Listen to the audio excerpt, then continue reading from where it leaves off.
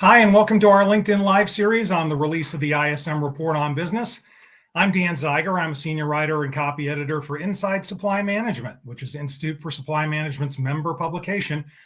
We hope you had a happy Halloween, and we're excited to have you joining us today. The release of the Manufacturing PMI for October revealed a reading of 46.5%. That came in under expectations and was the seventh straight month of contraction and 23 out of the last 24. As we've discussed often in this space, the severity is not the same, and Tim Fiore will have some numbers to discuss that for you later. But in terms of length, this is a historic contraction period for the PMI. So after a spooky Thursday, we do not have a Freaky Friday. It seems to me, to use movie titles, we have Groundhog Day, because I feel like I'm giving the same introduction every month. So let's just bring in Tim Fiore. He's the chair of the ISM Manufacturing Business Survey Committee. Tim, what stood out most to you in the October data? And I know we've talked before, you've said at times during this contraction, stability is not necessarily a bad thing, but are you of the opinion that, it was just more of the same?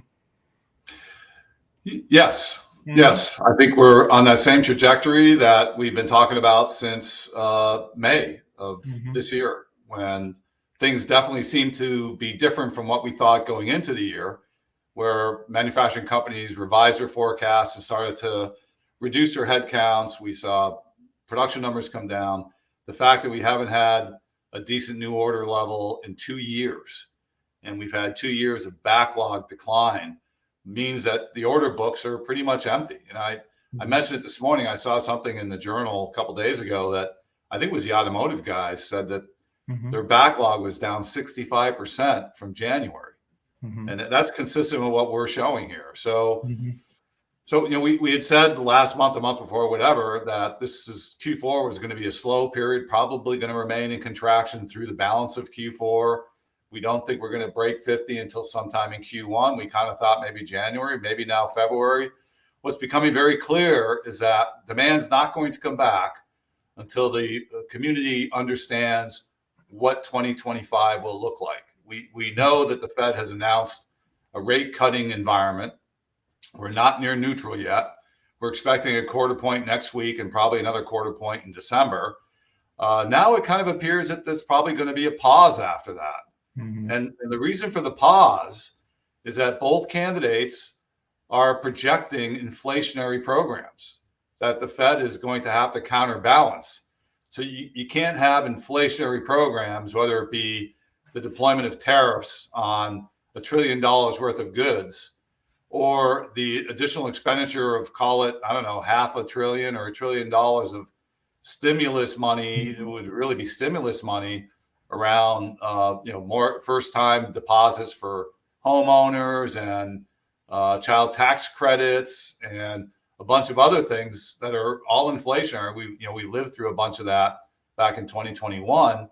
So now the Fed's going to have to depart from their environment and have to counteract fiscal inflationary policies that are put in place. Now, the only saving grace to that is going to be if we have a divided Congress. So, and I think that's what everybody's counting on now, is that we don't have a sweep.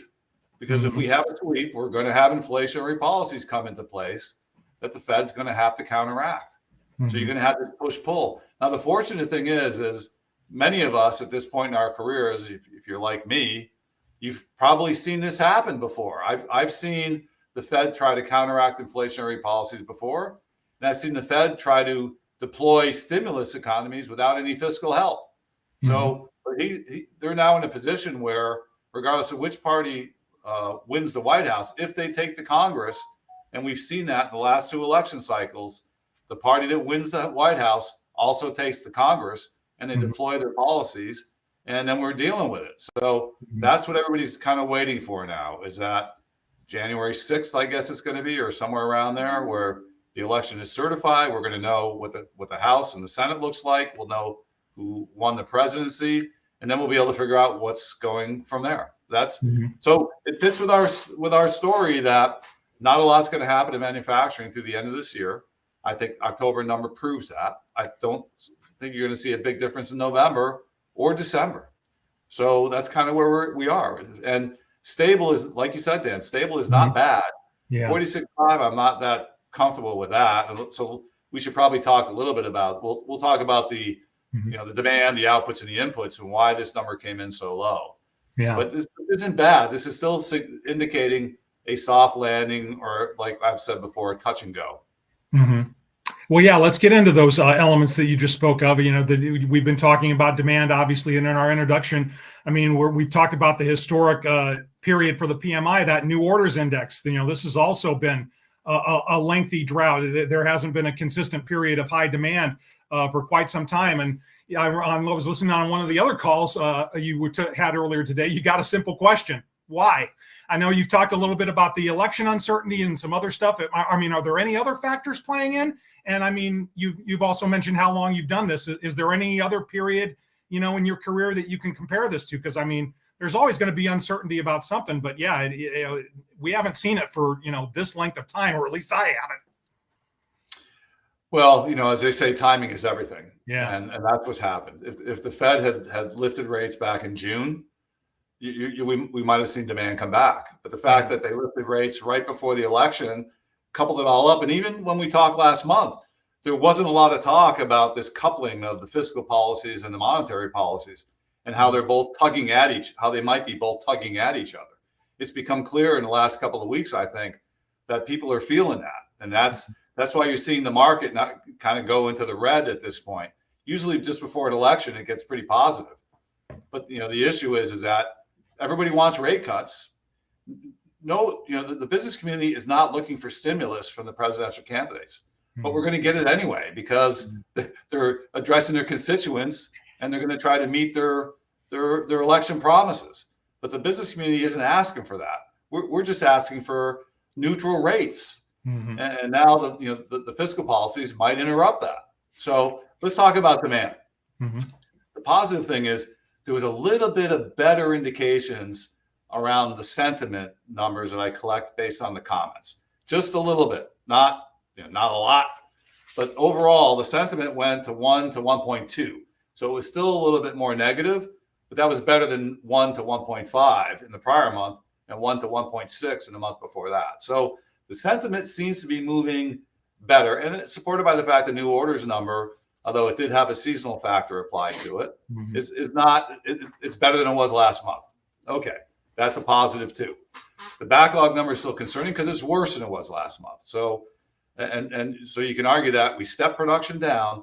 The new order rates were down too, but they weren't sufficient to allow the backlog to remain stable. So have we really gotten to the right production number yet? That's kind of what these numbers are all saying, and we'll see. So backlog continues to decline at 25 months, 25 months of backlog to 2 years. And that's if you take that one time and the new order number where we broke 50, it's about the same. So new export orders, I mean, there's a little bit of positive light there. The German PMI wasn't as bad as it had been. The Chinese PMI finally broke 50, the official one. So that's positive. Maybe Europe and maybe China is starting to come through. I think Germany's definitely in a recession. And I think the two economies are really linked. So if China starts to recover, the German economy will probably start to recover too. But, you see all the stuff going on with Volkswagen in Germany, laying off people in Germany. Never been done before, by the way. That just gives you a feel for how serious this thing is. Yeah. The customer inventory number, so that's the new export orders. The customer inventory number was a little bit better for next month, meaning that our panelists are stating that their customers don't have enough of the goods. That's good for manufacturing for the month of November. But overall demand was slightly better, but nowhere near saying, oh, okay, we're on a growth profile at all. So we still don't have demand. And as I mentioned at the beginning of the call here, it's primarily because of the uncertainty now around the election and whether the Federal Reserve is going to be able to maintain a rate reduction environment in spite of the election results. Yeah. So let's talk about output. You want to talk about output? Sure. Yeah, I was gonna. Yeah, I got a question about that. I mean, the production. You had talked about the hesitancy to invest is also affecting that number, and also at some point that inventories number also stood out to me this month, 42.6%. That's the lowest since like 2012. So there was a couple of compelling numbers in there. But yeah, just elaborate on those dynamics a little bit. So consistent with a liquidity year, Yeah. although the earnings season, we're through a lot of the earnings seasons, and the earning hasn't been bad. There's been a little bit of disappointment outside the automotive side. The earnings season has not been bad, so profitability is meeting goals, which is a good thing. I would have said that probably it wasn't not going to, given the labor increases and the fact that we've still had price growth throughout the 2024.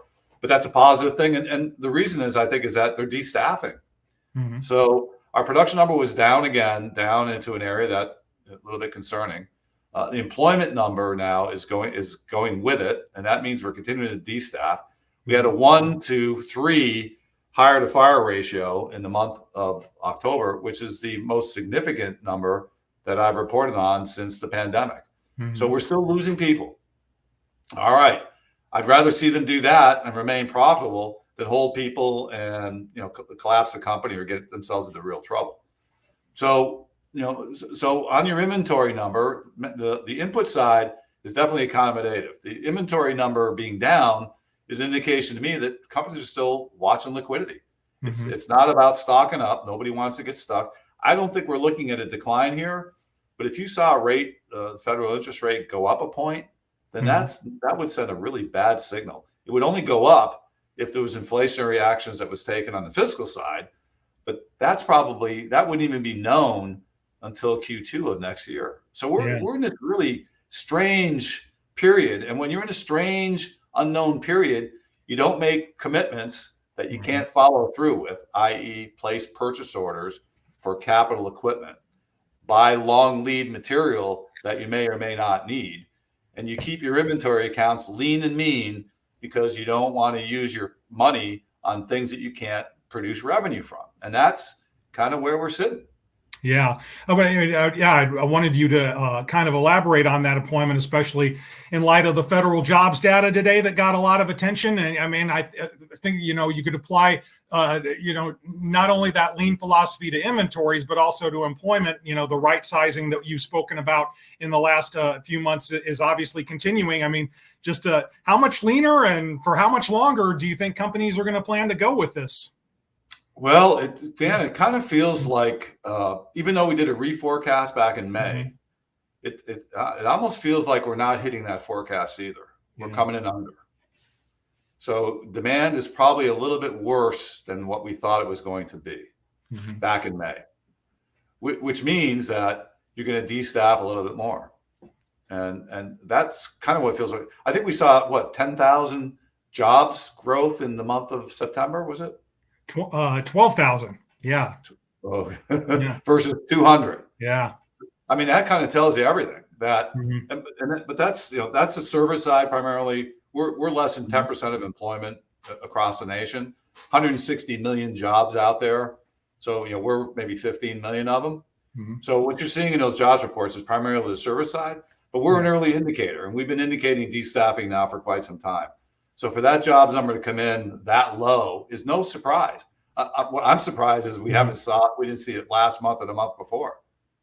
But it's consistent with what we're seeing on the manufacturing side, and that is a slowing down because nobody's willing to make commitments because of the uncertainty in the market. Yeah, I was looking at my other screen. It was the U.S. payrolls increased by just 12,000 was the number. Just wanted to confirm that. Dan, that might as well be zero. Yeah. That's probably within the margin of error on 160 million jobs. That's in the margin of error. Yeah. Another index that was interesting to me today was the prices index. Contracted in October, but back up into an expansion. This month at 54.8%, up 6.5 percentage points. Does that contraction in October to you look like a blip? And it kind of seems to comport with some other data that we've seen and that you touched on earlier in the call that, the Fed might have to tap the brake pedal a little bit on interest rates cuts further. Well, I'm hoping, I don't have any validation, real validation on this, but I'm hoping that was a one-time blip caused by transportation and fuel surcharges. So, we had oil rigs. We had barges, fuel barges. We may have had some refineries step down their output in the Gulf with the hurricanes that flew through. we definitely had oil rigs that came offline because that's what you do when a hurricane comes into the Gulf. Yeah.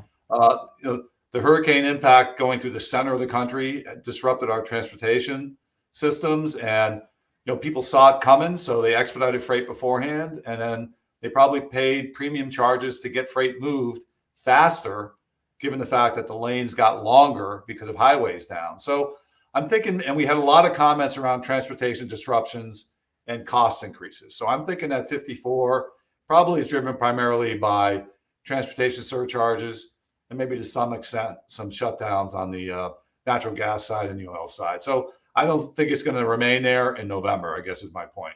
I think it's a one-off. And usually in the 10 sub-indexes every month, there usually is one that's many times there's one that is not so easy to explain. And sometimes it's a timing issue. In this case, I don't think we had that issue with inventory a couple of months back, timing issue. We stepped down production output, inventories remained high. It was primarily because they couldn't shut the inventory stream down to match their outputs. In this case, I think that's what we have. We have a one-time event that is probably going to dissipate in November. Yeah. Well, I'm glad you had mentioned the hurricanes, because you had said I had heard you say on the call earlier today that it was kind of hard to gauge if they had any effect at all on the data in October, which means they probably, didn't have a substantial impact. And I know that it reminds me, because last month at this time, we were discussing a number of potential headwinds, not only those hurricanes, but the dock workers strike that thankfully turned out to be only temporary, and some rising tensions in Middle East, which unfortunately are not temporary. Given all those circumstances, I mean, was there some surprising resiliency in October with all that was coming in?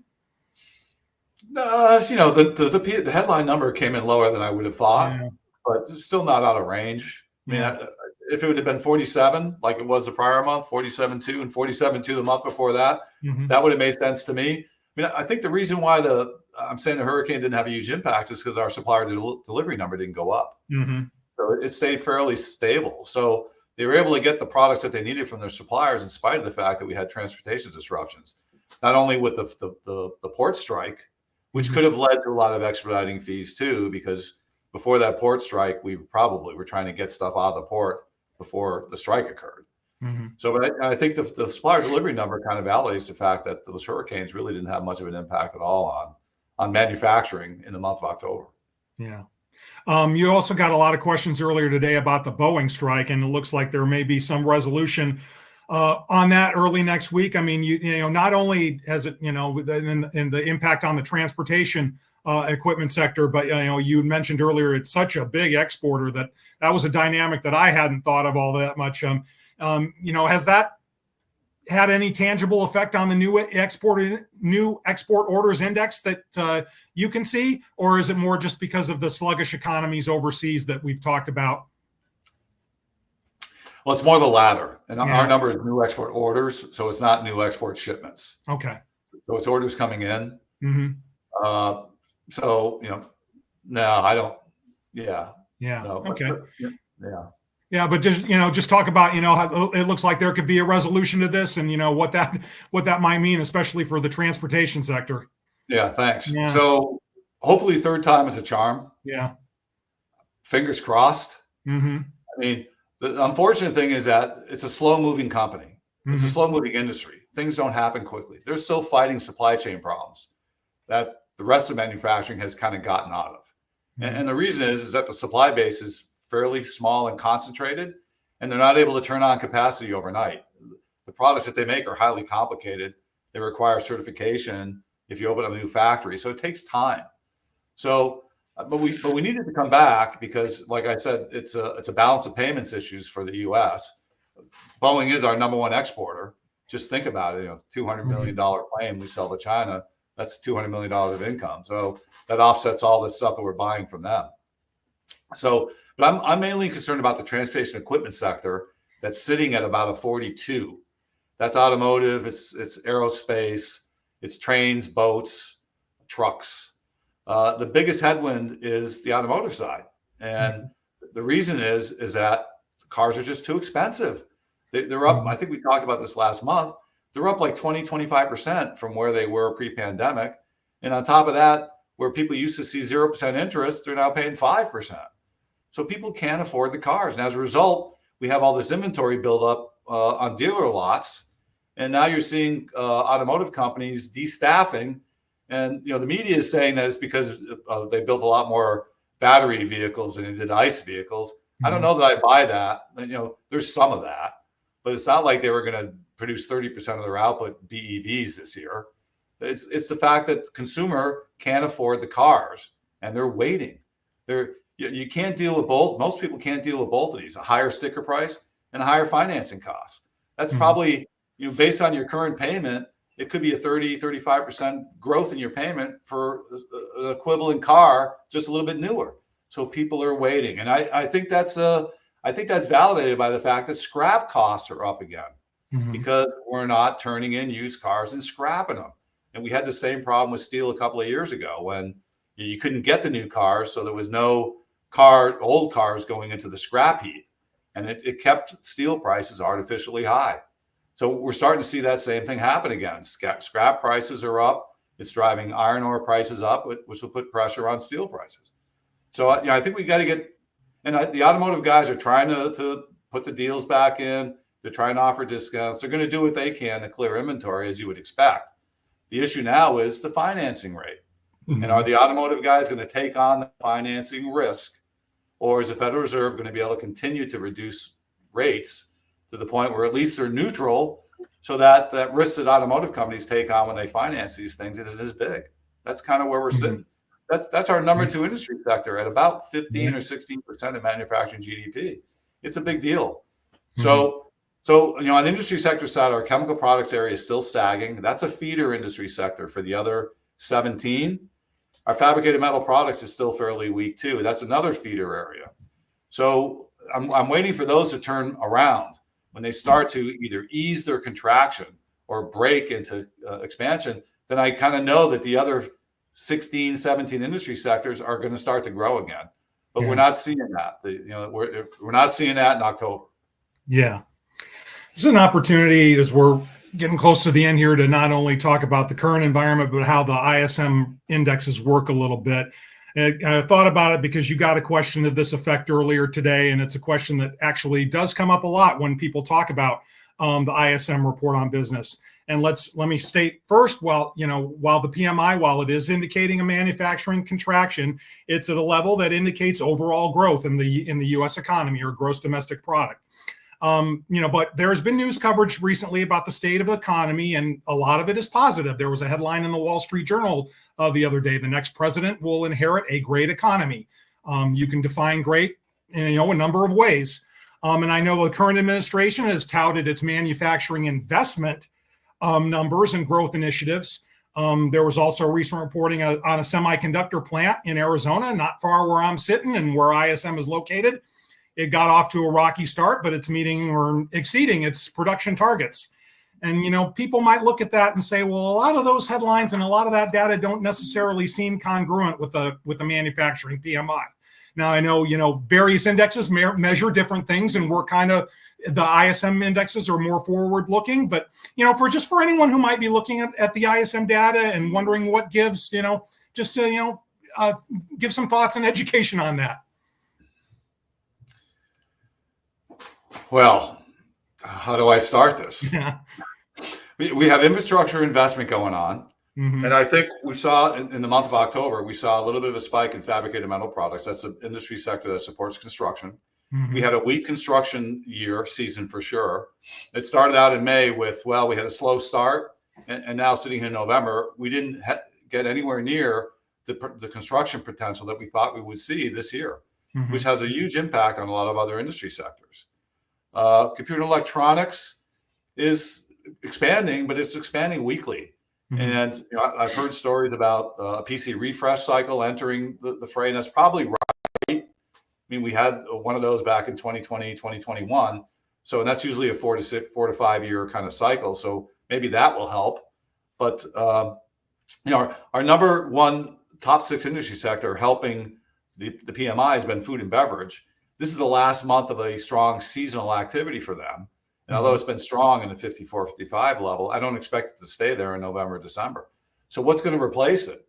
It's not going to be chemical products. It's sitting at 42, 43. Transportation equipment, 42, 43. It's not going to help either. Mm-hmm. So, where are we looking for the growth? It's a good question. Mm-hmm. You think with all the AI stuff going on, computer electronics, that you would see some of that, but a lot of that's happening overseas. So we're not reporting on that. So, I mean, what's going to drive us back over 50 is a good question.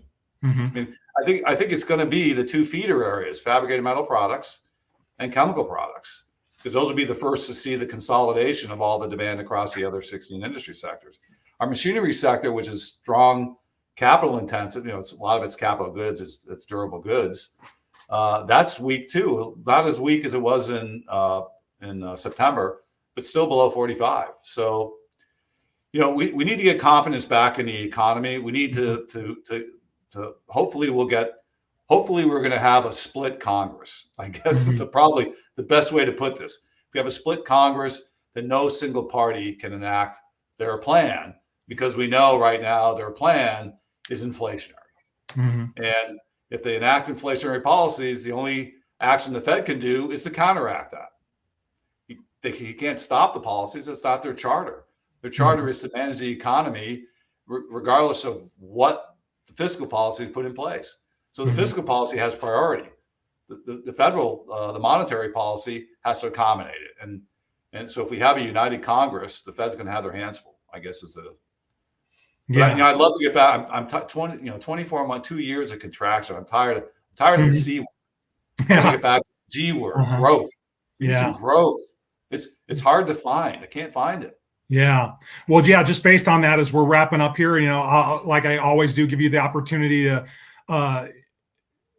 touch on anything that we haven't talked about or that I haven't asked. But, also, as you like to say, this is the PMI data, the manufacturing PMI data kind of gives you a look 6 to 9 months out. Just, kind of give your prospectus, for the rest of the year and going into Q1 of 2025. Yeah. So I think, the good thing is that we've had plenty of time to get ready for something, whether it be a recession or whether it be a grow out. I don't see a recession coming, unless the fiscal policies cause the monetary policies to jack up interest rates so high that we end up in a hard landing. But I think this, if you're going to define the economic environment, we're closing the post-pandemic period in the next 2 to 3 months. We're going to be entering a new period with a new administration and a new economic policy. So it's kind of good that we're putting the old behind us. Now we're looking at the new thing. And the new thing is going to be, is it a united Congress or is it a split Congress? And that's going to impact everything. In the meantime, I think manufacturing is well positioned to respond to either one. We don't have a ton of outstanding obligations that have to be worked out. We're not holding a huge amount of inventory that has to be liquidated at a fire sale or held on to or written off. We're destaffing. So even if something negative happened, you're not talking about a huge destaffing. We're consistently destaffing over the last year and a half, which is good. So we've actually, the soft landing has allowed us to take the right actions to get ready for the next economic growth cycle. We were hoping it would have started this year. It's not going to start this year. Something's going to happen by the time we end Q1. And I think it's going to be probably a growth trajectory. The question will be, what's the Fed going to do? And is he going to see that growth trajectory as inflationary? And is he going to do something on the rate structure? We had a really good signal 6 weeks ago, I think it was, that we're in a rate decline environment, but that may not be something that they can stick to if there's inflationary fiscal policies that come into place in Q1 of next year. Yeah. Well, yeah, hopefully our Groundhog Day will get a change in the plot soon. But yeah, thanks, Tim. That was a great discussion, and thanks for joining us today. For more information, feel free to go to ismworld.org, where in a little bit you can read our roundup article that details a lot of what Tim and I have discussed here. Join us on Tuesday when we discuss the Services PMI with Steve Miller. He's the chair of the ISM Services Business Survey Committee. Also, mark your calendars for mid-December when the ISM releases its semi-annual economic forecast for the manufacturing and services sector. It's a valuable report that will detail not only recent performance, but also perhaps more importantly, panelist sentiments for 2025. That report comes out on December 16th, and I'll join Tim and Steve for a LinkedIn Live broadcast to break it all down on December 18th. And if you'd like to be a part of the ISM Manufacturing Services or Hospital Business Survey panels that help compile data for the report on business, go to ismworld.org/join the panel for more information. So for Tim Fiore and some good folks who helped us behind the scenes today, their names are Christina Cahill and Jennifer Stevens. My name is Dan Zeiger, and we'll see you next month.